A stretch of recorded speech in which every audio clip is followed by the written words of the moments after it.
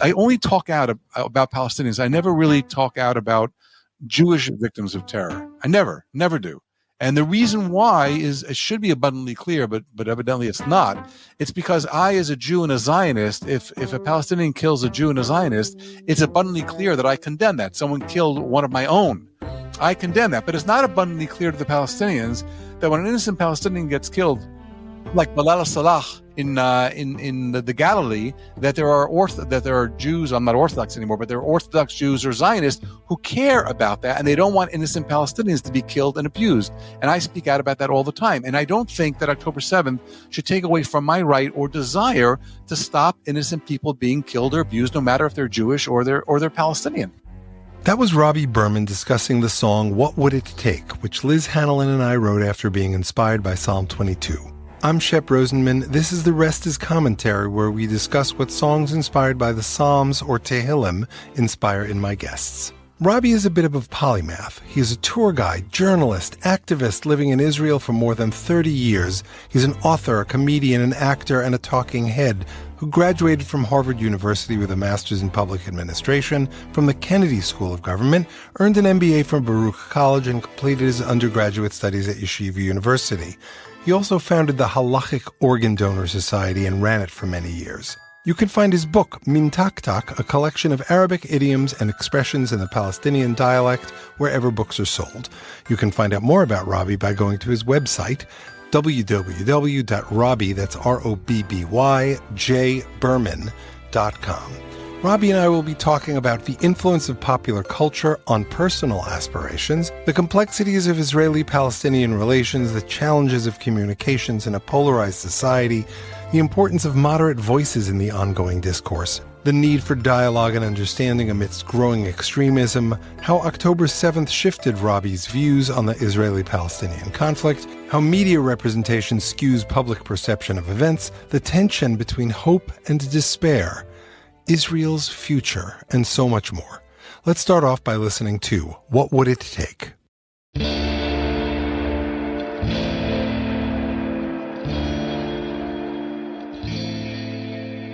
When something bad happens that we can't explain, we shroud it in roses and kisses, thoughts and prayers and piles of our very best wishes.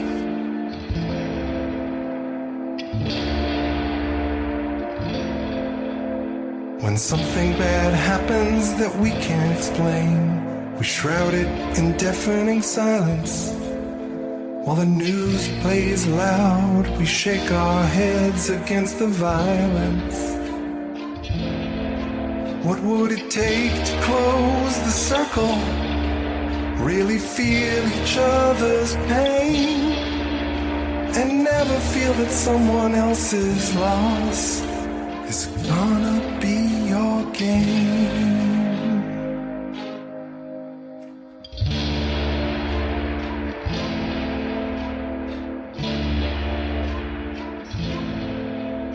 When something bad happens that we can't explain, we shroud it in linen or wool, place it in the earth and pray for another miracle.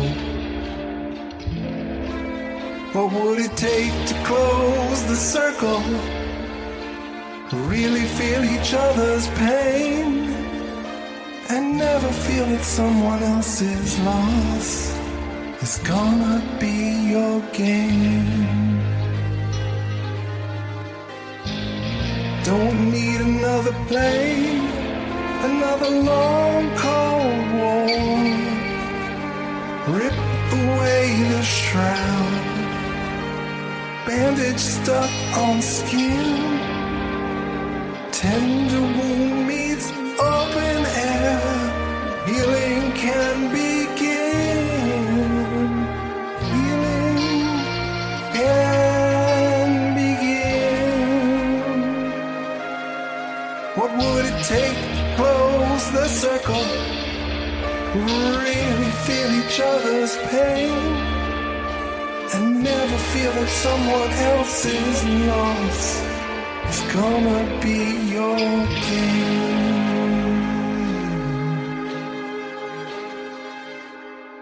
Let's start. How do we know each other? We know each other because I was the head of the lake in Raleigh. It sounds so impressive.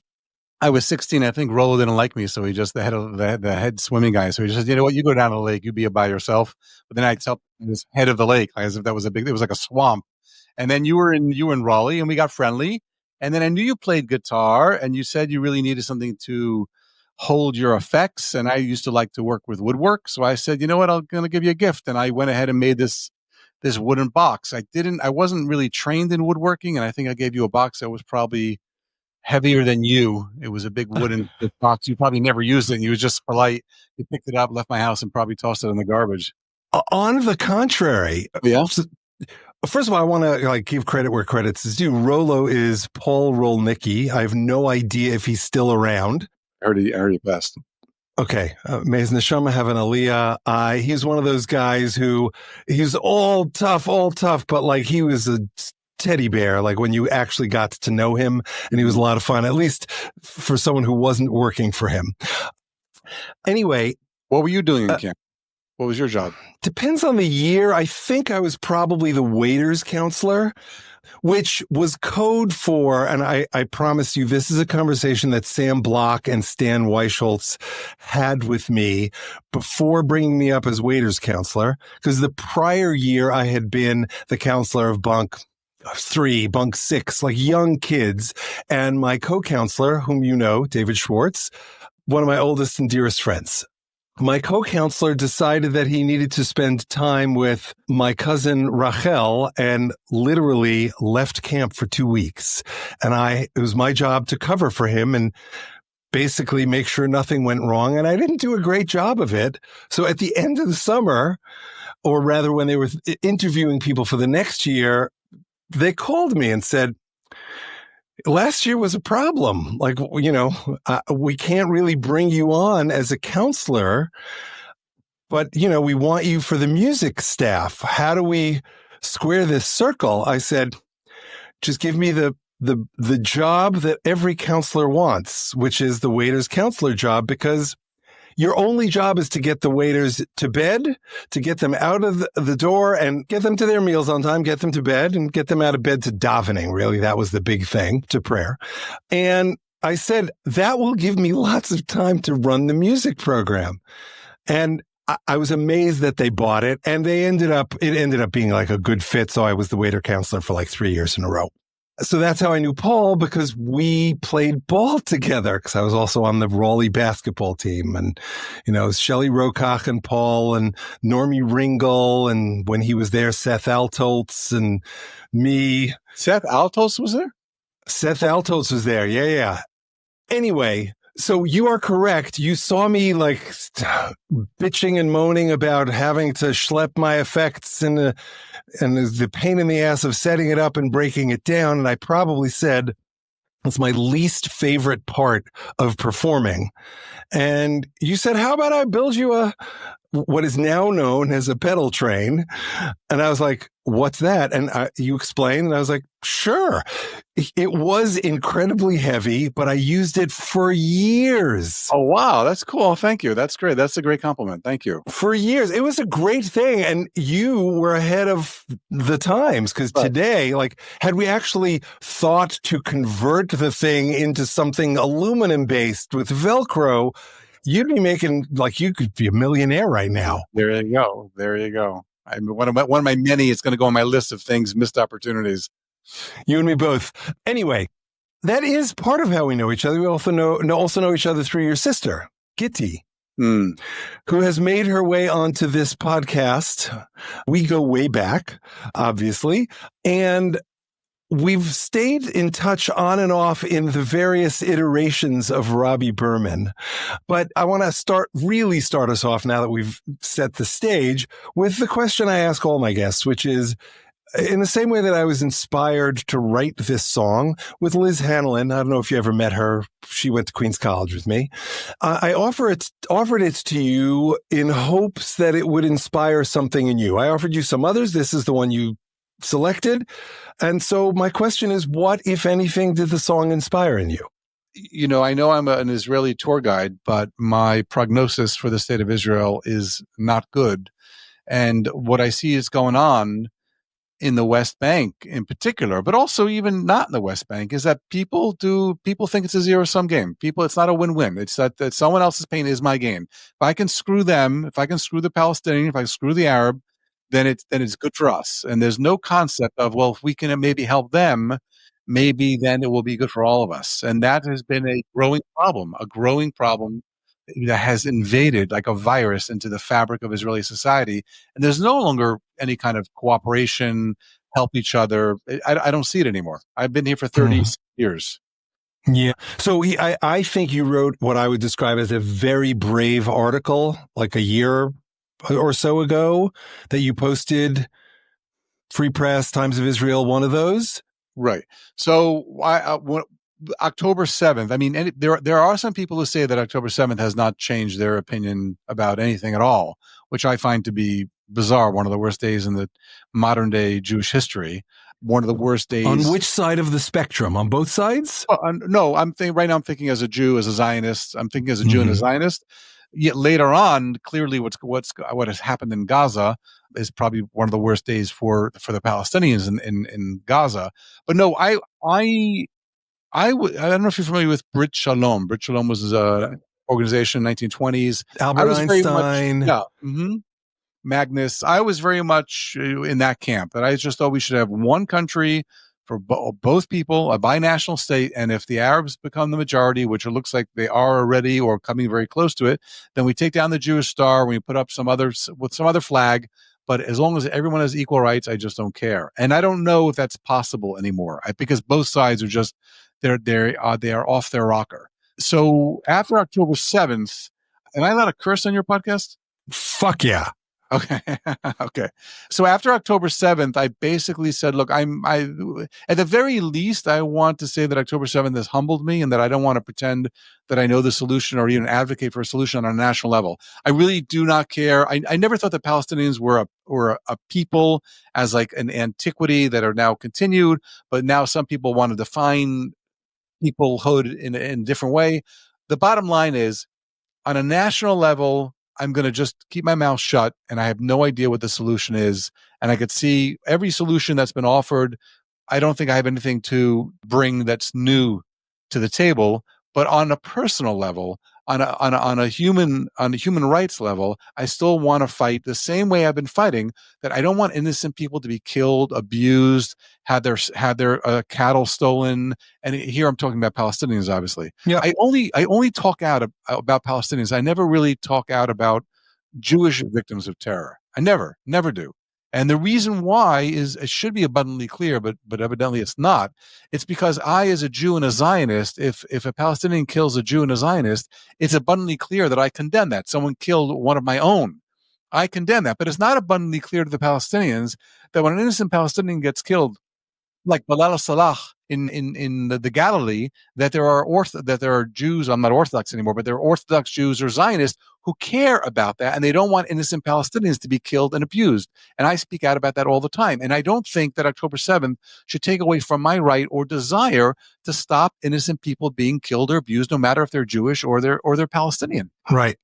And ever since October 7th, the amount, the quantity, and the degree of the ethnic cleansing, and I say that not with the element of killing, but although there has been a little bit of killing, but ethnic cleansing meaning I think there's been like 30 Arab villages that have been cleared out, where they just can't do it anymore, where they have videos of people going in and, killing the sheep and slapping the fathers in front of the children. I don't know if I saw this or I heard this, but a settler walking into a tent with a Palestinian family, pulling down his pants and defecating. And if you can imagine how traumatizing that is for children, to see a guy who just has no compunction about treating you as literally as crap, what's going on in the West Bank is just insane. And I'm so depressed, even though I read the paper and watch the news all the time. Like I don't want to anymore. I don't know what to do anymore. There's no one to turn to. Well, so look, you saw me looking down. That's me writing notes furiously. And at one point I was smiling because I couldn't keep up with the number of notes that I wanted to take to follow up with you about there. I thought you had an ingrown toenail and you were happy you finally got it out. No, that's the comedian Robby Berman speaking. There you go. There's so much to unpack in that 3-minute response or 4-minute, however long it was. But I want to stay with kind of like the big picture, and maybe we'll get to some of the other stuff or not. So first of all, from where I sit, I'm going to start here. The problem isn't the everyday person. The problem are the extremists on both sides of the equation. Yeah, I disagree with you. I'm going to stop you. I'm going to disagree with you. There always are going to be extremists. It's when the moderates don't do anything about the extremists that's the problem. I think there was some author, a Jewish author, that said that about in Germany. He said the fact that you had Nazis trying to kill Jews is not a big deal. We always have anti-Semitism. It's a fact that the average day ordinary German didn't stop it. That's the problem. And when you turn around, when I go to a Shabbat table and I say, you know what's going on in the West Bank? They're like, we don't give a shit. I don't really care. You know what they did to us on October 7th? I go, what does it have to do with them going into a village and burning down houses with people inside them? What does it have to do? People don't care anymore. They just don't care. Well, okay. So I actually think that we're saying the same thing. I said I was going to get to that. And I think we're saying something similar, if not the same. I think what's happened is the extremists have won. The extremists on both sides, people are tired of trying to moderate. And because of the algorithm, we're only getting our news from the sources we get from, and that tends to be more accentuated, even extreme, right? So like when I saw that you had written for the Times of Israel, given what, we've talked about in the past, I was like, wow, that's Robby trying to moderate, because Times of Israel is more right-leaning than, say, the Bulwark. Now, had you written that in the Bulwark, you would have been viewed as a right-wing extremist. So, it's all contextualized. And I have a friend who lives in Yehuda v'Shomron, also known as the West Bank, who, in response to something I had sent her about this topic, I think it was ILTV. Does that make sense? Yeah. Right. They basically said all the news that we're reading about the burnings of Arab villages and the settler violence is untrue and skewed.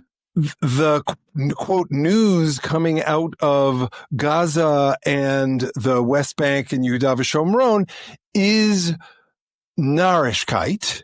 Nonsense. It's unfounded. Now, where I come to this is you must, and this is what most moderates don't do, because I define myself as center-right. So I still define myself as a moderate. So first of all, I want to say that I think that anyone who doesn't read Haaretz on a daily basis does not know what's going on in the West Bank. With that being said, I want to say that Haaretz lies. They wrote an article about me and they slandered me. They made up 4 lies. They knew it was lies before they printed the article. I showed them, I proved to them it was lies, and they printed it anyway because they said they don't really care about me. They're trying to attack another person through me. Okay. And I tried to sue them in court, but the judge wouldn't let me sue them because I sent an email saying, if you publish my letter to the editor, I won't sue you. And they didn't publish it the way I wanted it. Long story short, they do lie. They do exaggerate. However, if you have a brain in your head and you can just what is most probably true, you can parse out what's true and what's not true. Now, there have been a number of times when Haaretz has published things that I thought were outrageous and there's no way they could be true. And I wasn't working. I'm a tour guide. There's not a lot of tourism going on in the past 2 years. I would take my car, go out to the West Bank, put on a yarmulke, pretend I'm a religious right-wing fanatic, cozy up to the soldiers and say, hey, I heard you guys really fucked up the Palestinians. And the soldiers would say, yeah, let me tell you what we did last night. We did this and we did that. And they just confirm the story. That's first. Second, there are a number of Palestinian social media sites like I on Palestine, EYE on Palestine. And sometimes these social media sites will lie and edit a video to make Israelis look bad. I agree. So, for example, they did a video where they showed a settler in his car coming out of the Kotel area, parking his car and opening fire on Palestinian kids. When the news showed that full video, it showed that as this guy came out of the Kotel area, he was stoned by these kids, and he lost control of his car, ended up he wasn't parking, he lost control of his car, ended up on the sidewalk, and he went out and shot at the kids to get them away from him because his life was in danger. So they lie too.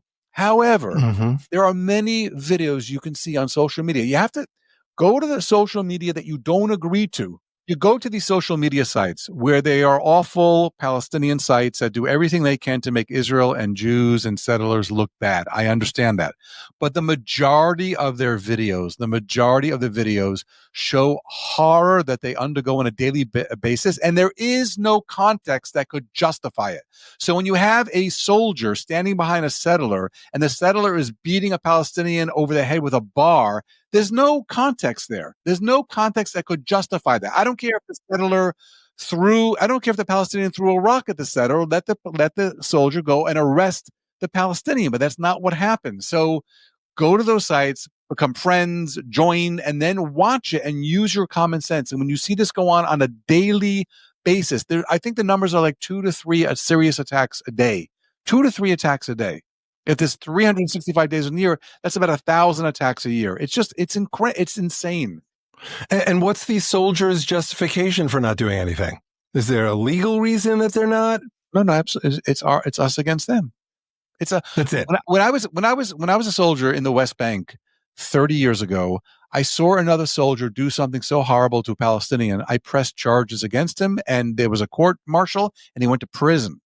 When I speak to other soldiers today who are left of center, and I say, would you do that today? Have you ever pressed charges? And they go, are you crazy? Do you know what's going on out there? I wouldn't, but the other soldiers would beat me up. I'm afraid for my life, and they would never make it to a court martial. It's a totally different army. Look at the army. Look at the Eli. Look at the Mechinot Kedam Tzvayot, the pre-military programs, and see what they teach. There's a guy called Yair Nahorai, and he's making these videos on podcasts and talking about and taking quotes of what these rabbis are teaching these kids. And then these kids are coming off or graduating to become officers in officer school. There is a way over-representation of religious modern Orthodox Jews in officers in the army in combat. So if they're only 10% of the population, they're like 40% of officers. And they are learning things that are outrageous. I'm not going to go through them now because I have no desire to go into the muck. But we are in big, big trouble. And I think all these efforts, there's a lot of good people out there. And they're, in my opinion, they are just rearranging the chairs on the Titanic. I think Israel is going down. I think I don't know if this will be a civil war, there'll be civil unrest. And I think the smart people are leaving the country. Last year, there were 25,000 people made Aliyah, 80,000 people left. Who are these people that left? People with money, people with higher education, people who think what's going on is insane. So the rational people, the people who the liberal people, the people who want to respect human rights, they are leaving the country because they can't take it anymore. And yeah, I don't know what to tell you. So what keeps you there? I don't know the answer to that question. And more and more, I'm thinking about maybe we won't stay here anymore. Maybe we will. I have a German passport. My wife is Chinese. She's got a Chinese passport. I have an American passport. Between Germany, which lets us live anywhere in Europe. I don't know what keeps me here anymore. I've always said I will never leave this country because of Palestinian terrorism, but I will leave this country because of Jewish racism and anti-Arabism. And that it's reached a peak where I think at a certain point I should leave, because by me staying here and paying taxes and not doing anything, I mean, I post on Facebook, big deal. I'm somehow in cahoots. I'm somehow supporting what's going on, what's being done. For me, the chizuk I want to offer you is we need more moderate voices. And to that end, I think while you think it should be obvious that you abhor the killing and other violence against Jews, I think everybody needs to hear it. Jews and Palestinians and Germans and Chinese and Brazilians and every, like, it's speaking up against violence. It's speaking up against racial, cultural, religious hatred. It should be obvious, Robby, but it's not. In the same way that it should be obvious that we must recognize that when voices are extreme, we need to take what they say with a pound or 5 pound bag of salt. It's not a measure of salt. Right before the war started, or maybe 6 months or a year before the war started, there was a severely autistic boy by the name of Iyad Halak. I call him a boy even though he was 35 because he had the mentality of an 8-year-old, and he was severely afraid of cats, and he was severely autistic, could barely talk, and he was killed by an Israeli soldier by Shar Ariot, by Lion Gate. And I went there that day on a Friday. It was Ramadan, and I wrote a sign in Arabic, and I put a yarmulke on my head. That's when I put a yarmulke on my head, because I want to do a Kiddush Hashem. I want to show them that there are religious Jews who care about. And I wrote a sign that said that justice for Iyad and human rights for all Palestinians. Now, about every 10th person, I think probably about 10,000 people passed me by because it was Friday afternoon in Ramadan, Friday morning, and about every 10th person stopped me in Hebrew. In Hebrew, the Palestinians said to me, "Tizkele mitzvot, kol hakavod." That's what they said to me in Hebrew. Translate that into English? Like, way to go, like, respect, you're doing a good job, thank you. You need to contextualize it religiously, too. Tizkele mitzvot means you're doing one of the positive commandments. You should be entitled to do more. Right. But one of the guys got angry with me, and he said to me— One of the Palestinians? Yeah. He said, "I know what you're doing." I said, "What am I doing?" He said, "You're just trying to put on a good show. You're trying to make it look like Jews care." He says, "First of all, there's only one of you here. Where is everyone else? There's only one of you here. Second of all, why are you holding up the sign in Arabic? Why don't you make the sign in Hebrew and stand next to the soldiers who killed Iyad? His unit is still here. The soldier was let go for like a month. He was suspended until the investigation was completed." He goes, "Why don't you put it in Hebrew? Why not? Because you're doing it just to show the Palestinians that there's someone who cares, but no one really cares." When I made Aliyah, no one told me this, Shep, and I really wish someone would have. They said, "Rob, I wish someone would have sat me down and said, Rob, before you make Aliyah at the age of 23, I want to let you know something. There is no separation of church and state in this country. And you benefit from that in America. And you love that in America as an American citizen. And in Israel, there is none. And you are in an ethno-nationalistic state which gives you the power, and you're the majority, and you rule over a minority." And had someone really sat me down and made me think about it, I think I would have thought twice about making Aliyah. I really would have. Mm-hmm.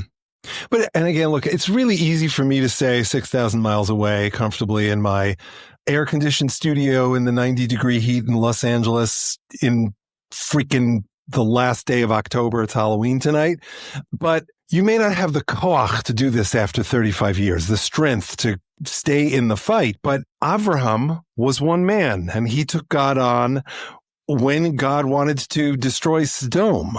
So the fact that you were alone in that moment, like, kol hakavod lecha, you get all the respect, and if you have the strength. Yeah, I'm not looking for the respect. I'm not looking for. I'm just saying that there's no one to talk to. No one's home. You're talking to a wall. You're talking to a tree. There's no one home. They are right. We are wrong. Arabs are subhuman. Arabs should not be here. God promised us the land. This is a Jewish state. They don't like it. Go to the other 27 countries. There's no one to talk to. But that's not true. There are so many organizations that are doing this work who want to talk to you, whether it's Roots or Standing Together or Kolot. All of these are organizations. And by the way, there are 50 others that I've encountered but don't know off the top of my head like I know those three. Well, we can see what the numbers are. Just take a look. I mean, you imagine that all those people are going to be voting on the left. So if the left is only 10% of the vote, right? If Yair Golan is only getting 10 seats and the Arab list is getting some other, we are an extreme minority. There's no one left. The whole country has shifted to the right, and this is a permanent move. You don't know that it's a permanent move. The country has moved back and forth between right and left over the years. Look, Shep, if I came to you as a money manager, and I said, put your yarmulke aside, put your religion aside, put your identity aside. I'm going to invest money in one of the 120 countries in the world. And I have a particular country in mind. And let's just look at the demographics.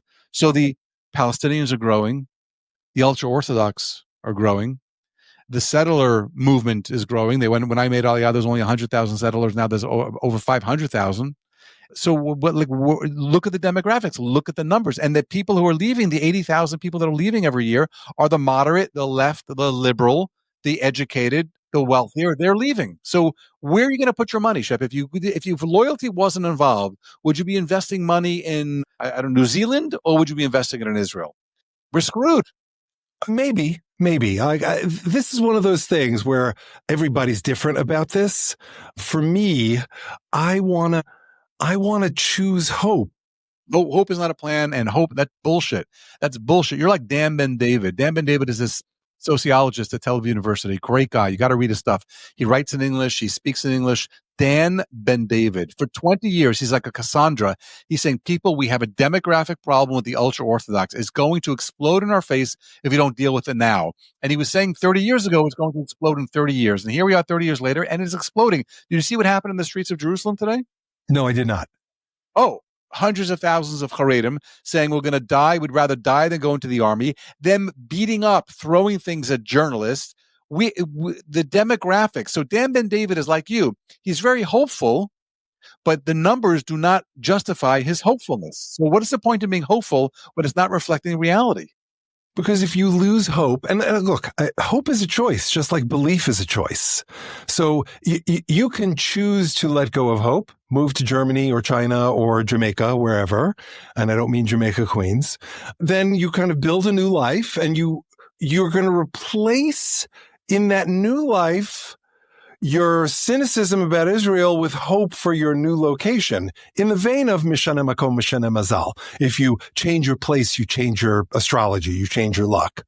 So either way, hope doesn't go away, but you're just kind of redirecting your hope because you're only moving because you're hoping for the best in the new location. First of all, if I move to a new location, I will not be the one. It will not be my group that I identify with. I will be oppressing other people. I will be a minority. I'd rather be a minority in a country where I have to worry about anti-Semitism than be part of the majority here in Israel and oppress. I did not move to Israel to oppress fucking Palestinians. I did not. And you know who else was an optimist? Shimon Peres. And we saw where that got him with Oslo. That was based on optimism. Right. Yeah. But so like the piece that really resonates for me is, and I heard Rabbi Sachs talk about this. I heard Rabbi Kanevsky talk about this. Bet you dollars to donuts. It's in your article from a year ago. Do not oppress the stranger. Ki ger hayita be'eretz Mitzrayim. 36 times. Most important, if you go count the repetition, that people don't give a shit. Religious Jews don't give a shit. They're wearing tzitzis and yarmulkes, and they're killing innocent livestock. They're beating up children. They're throwing women on the floor. Why would you think they care how many times it says not to oppress the stranger? Why do you think they would? So this goes back to what we were talking about earlier. It's because the minorities, qua the extremes, are driving the politics.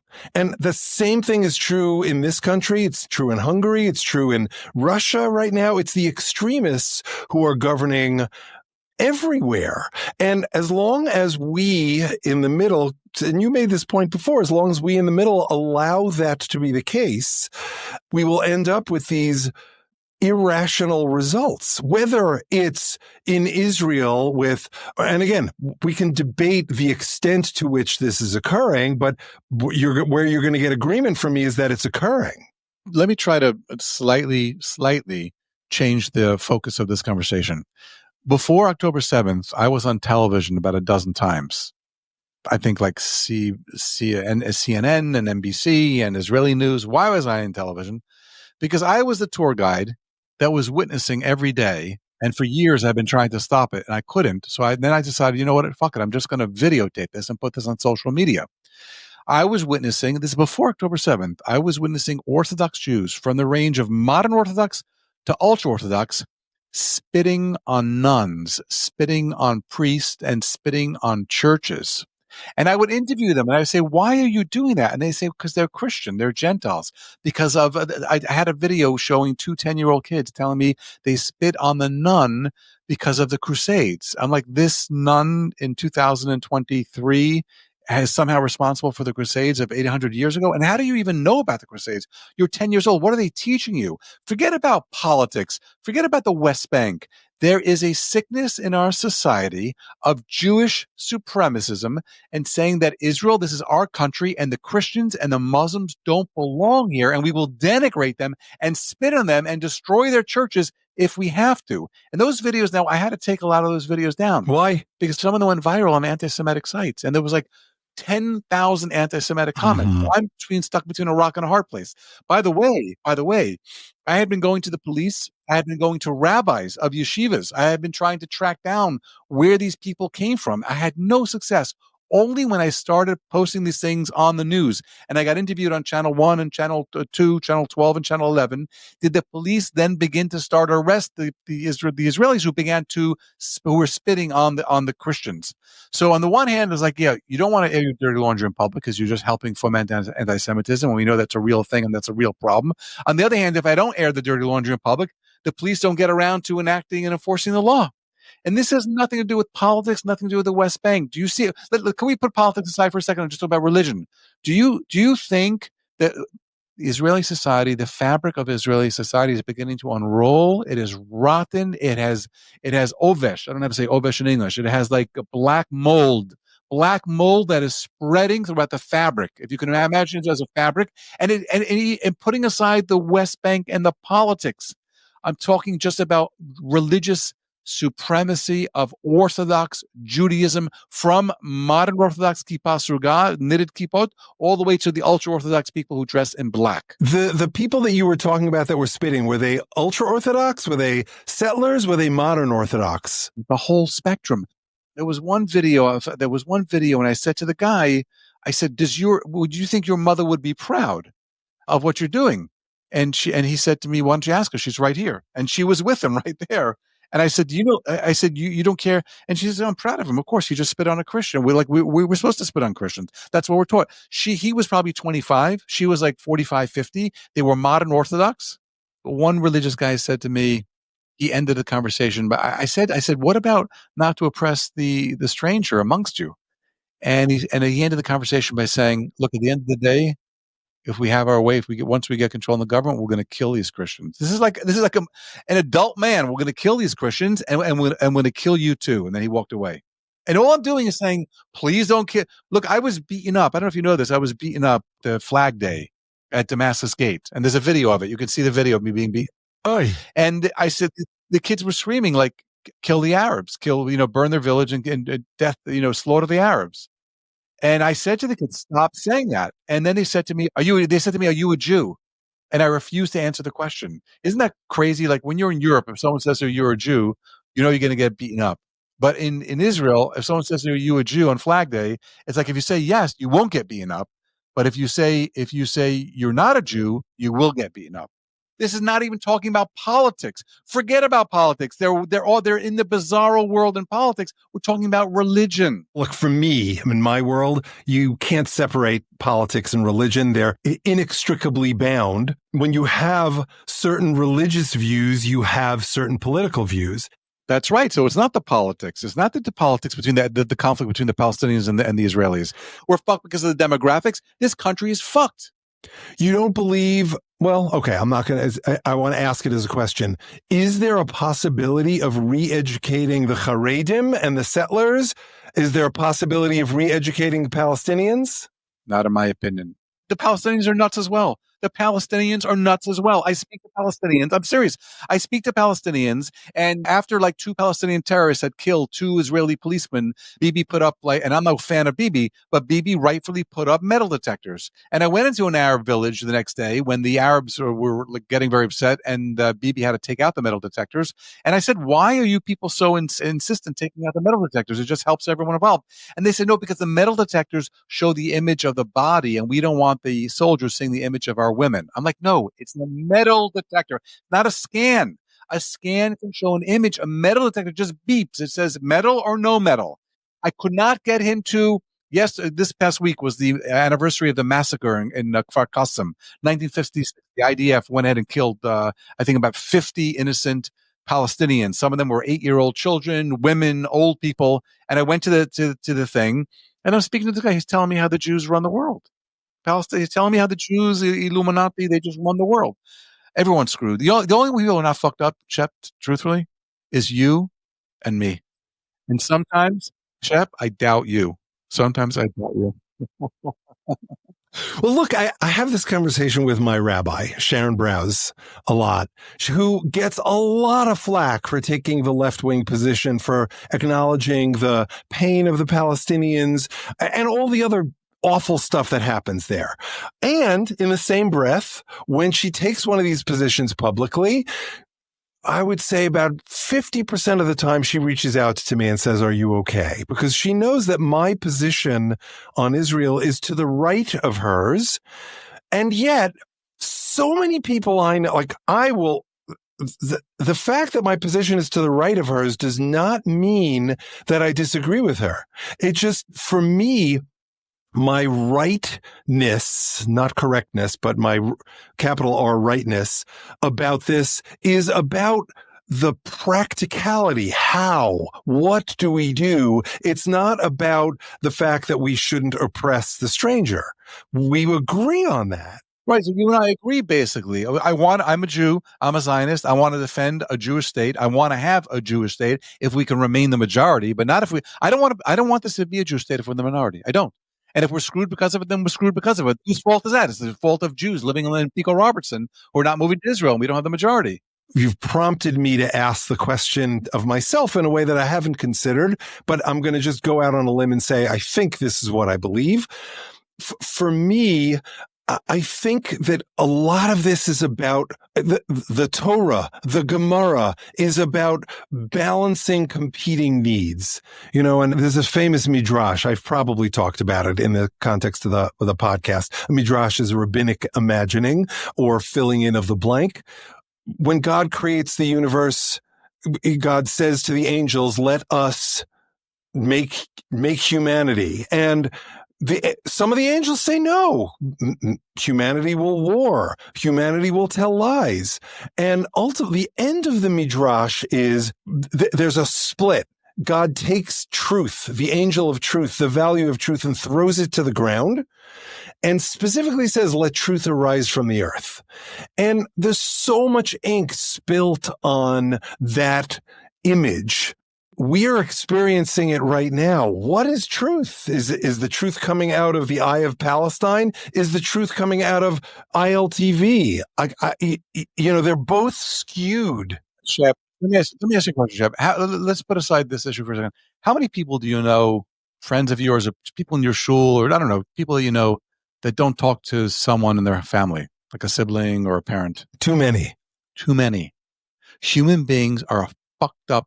We have a disease. Our disease is we're human. Humans, if we can't talk to, I have 3 siblings. I don't talk to them. If we can't talk to our siblings, well, you think we're going to be making peace with the Palestinians? You think the ultra-Orthodox, we're going to have a conversation with them? We're going to change their mind? We don't even talk to our siblings, people we brought up in the same house, the same religion, the same values, the same background, and we have an incredible drive and interest for family, for shalom bayis, and we can't even talk to our siblings. And you know too many people, and you have hope that Israel's going to work out. Remind me not to invest my money with you because you are too much based on hope. Well, look, I think one can choose not to include hope in their quiver, in their toolbox. And I think if we don't choose hope, well, then we're moving to anarchy. We're moving to meaninglessness. You might as well not have friendships. You might as well not get married. All of these things require a measure of belief, a measure of hope. And the question is, where do you invest your hope? And you know what? I think it's completely reasonable to say, I'm not going to invest my hope in Israel. However, it's also completely reasonable to say, I'm going to choose hope in Israel, and I'm going to either function in the mechanics and the quilt of Israel because it needs moderate people like me, or I'm going to choose to advocate against. They're all 3 rational and reasonable positions, but they all require some kind of engagement with hope. And I think Rabbi Brous, in her wisdom, she wrote a great book. It's called The Amen Effect, or The Amen Effect. I don't know how you pronounce it, but she focuses on this notion of hope. And whenever she chooses to say, to speak up against this and hope and mentions the potential for peace, it's a vote for hope. And for me, given my outlook in the world, I think you have to choose hope. Otherwise, how can I still live in America? We're in trouble. I see no way out of it. Well, then I'm going to say this. Thank you for coming fully as yourself here. The beautiful thing about our relationship over the years is we haven't always agreed, but yet we've remained friends. And that is something that I think is a model. Even if it doesn't give you hope, it's a model for how people should behave. Learn how to disagree. And, let's not worry so much about trying to build the future, but learn how to disagree as a first step. We agree. Anyway, Shep, I thank you so much for the opportunity to speak my mind and to curse. I always like to curse, and for being honest, and for being, I don't want to be pessimistic. I don't want to be Debbie Downer, but I really believe that's the situation here. And I think in another 10 or 15 years, I think they'll be it's going to blow up. It's going to 10, 15. I'm not talking 30.